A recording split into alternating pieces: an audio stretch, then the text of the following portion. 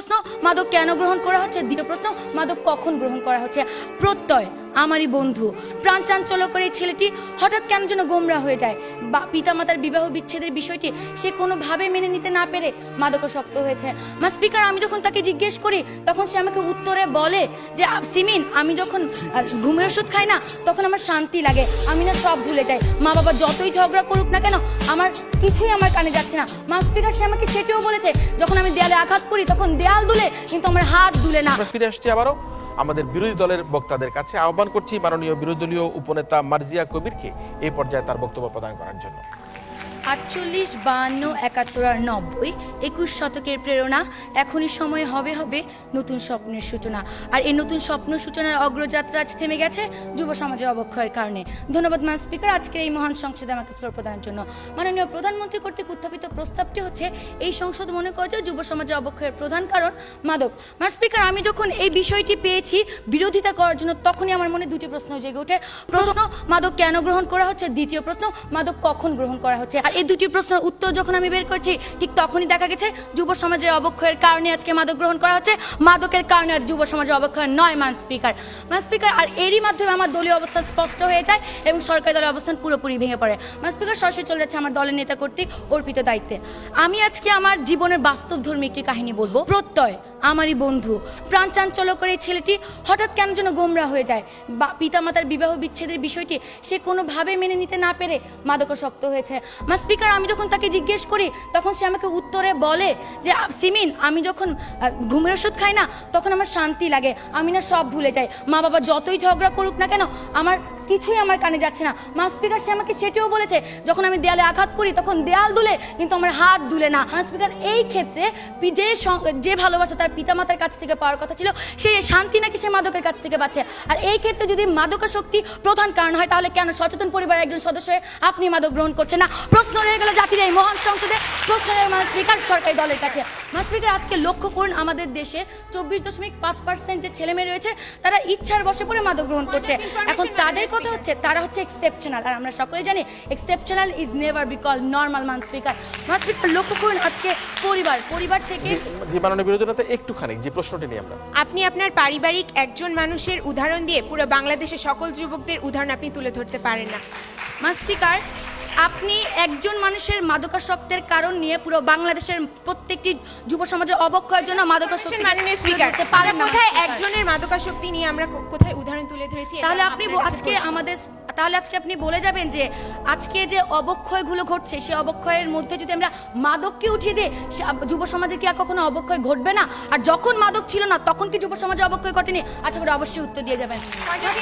মাননীয় speaker, point of information, যখন মাদক ছিল না তখন অবক্ষয়ের মাত্রা এত ছিল না। দিনে দিনে মাদকের সহজলভ্যতা এবং মাদকের পরিমাণ দিন দিন বৃদ্ধি পাচ্ছে। শেষে এখন এই জন্যই আমাদেরকে আমরা সেই ব্যাখ্যায় পরে যাব। মাননীয় সংসদ নেতা আসুন আপনার বক্তব্য প্রদান করুন। স্পিকার, পরিবার a strong family bondage is a precondition for a successful social administration. পরিবার থেকে একটি সন্তান সামাজিক নৈতিক মূল্যবোধ শিখে, কিন্তু আজকে এই সন্তানরা পরিবার থেকে সেই সামাজিক নৈতিক মূল্যবোধ শিক্ষা পাচ্ছে কি? ম্যাম স্পিকার, প্রশ্ন রয়ে গেল সরকারি দলের কাছে। ম্যাম স্পিকার, আজকে ঐশী হচ্ছে বর্তমানে আলোচিত একটি নাম, কিন্তু ঐশীর নৈতিক অবক্ষয় কখন ঘটেছে? যখন সে দেখেছে তার পিতা অবৈধ উপায়ে অর্থ উপার্জন করছে, ঠিক তখন ঘটেছে যখন দেখেছে তার পিতামাতা তারই ব্যাপারে অসচেতন। আর সেই নৈতিক অবক্ষয় তাকে ঠেলে নিয়ে গেছে মাদকের কাছে, মাদক তাকে সেই নৈতিক অবক্ষয়ের দিকে ঠেলে নেয়নি। ম্যাম স্পিকার, আজকে লক্ষ্য করুন যে আজকে শিক্ষাই জাতীয় মেরুদণ্ড। আর কতটুকু নৈতিকতার বিসর্জন দিলে আজকে আমাদের বাংলাদেশের সর্বোচ্চ বিদ্যাপীঠ ঢাকা ইউনিভার্সিটির কয়েকটি প্রাঙ্গণ আজ পরিণত হয়েছে গাধার রাস্তায়। ম্যাম স্পিকার, আর কত নৈতিকতার বিসর্জন দিলে আপনারা স্বীকার করবেন যে যুব সমাজের অবক্ষয়ের প্রধান কারণ কখনোই মাদক নয়? ম্যাম স্পিকার, আজকে যখন আমরা আরেকটা প্রশ্ন নেই, শেষ প্রশ্ন। জি, একজন বিবেকবান বিবেক সম্পন্ন মানুষ কি ইচ্ছা করে নিজের সচেতন জ্ঞানে সে কি সমাজের অবক্ষয় ঘটাবে? স্পিকার, প্রশ্নটি খুবই হাস্যকর। আমরা তো আজকে সেটাই বলছি, একটি সচেতন মানুষ কখনো মাদক গ্রহণ করছে না। যখন নৈতিক অবক্ষয় ঘটছে সম্পূর্ণ প্রশ্ন, মানুষের বিবেক কখন লোপ পায়? প্রতিপক্ষ বন্ধু, মাদকের কারণে কি মানুষের বিবেক লোপ পাচ্ছে? যখন সে অসচেতন, ধর্মীয় শিক্ষা মেনে চলছে না, সুশিক্ষার অভাব হচ্ছে, ঠিক তখনই নৈতিক অবক্ষয় করছে এবং ঠিক তখনই সে মাদক গ্রহণ করছে। আমি আমার বক্তব্য অনেক পরিবারে আজকে লক্ষ্য করুন যে অর্ডার প্লিজ।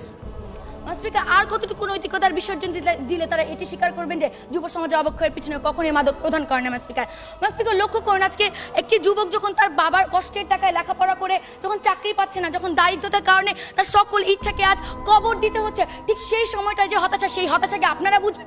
সেই হতাশার কারণে আজকে সে বিভিন্ন ধরনের অপরাধ দিকে ঝুঁকে যাচ্ছে স্পিকার। এই আর অপরাধ কতটুকু মাদক নিয়ন্ত্রণ করছে আজকে আমার সেটি সরকারি দলের কাছে প্রশ্ন স্পিকার লক্ষ্য করুন আজকে আমরা যে ধর্ম আমাদেরকে শান্তি দিক শিখাবে, ধর্ম শান্তির প্রতীক, কিন্তু আজকে যে ধর্মের নামে আমরা এই যুব সমাজ মৌলবাদ জঙ্গিবাদ ছড়াচ্ছে, সেইটুকুর কারণে যে অবক্ষয় ঘটছে তা কিভাবে মাদক নিয়ন্ত্রণ করবে স্পিকার?